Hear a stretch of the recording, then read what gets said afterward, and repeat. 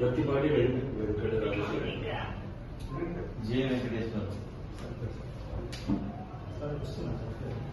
Biometric ఉందా?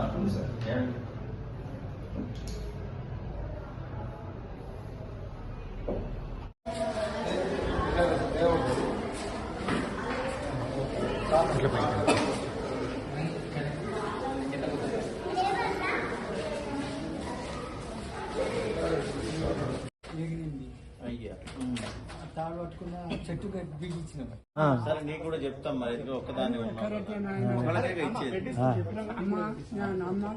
ఇంటి పోయి బుక్కేస్తారు ఒక్క బుక్క తక్కువ డాక్టర్లు కూడా మరి సరైనటువంటి సర్వీస్ చేస్తే పేషెంట్స్ పెరగాలి.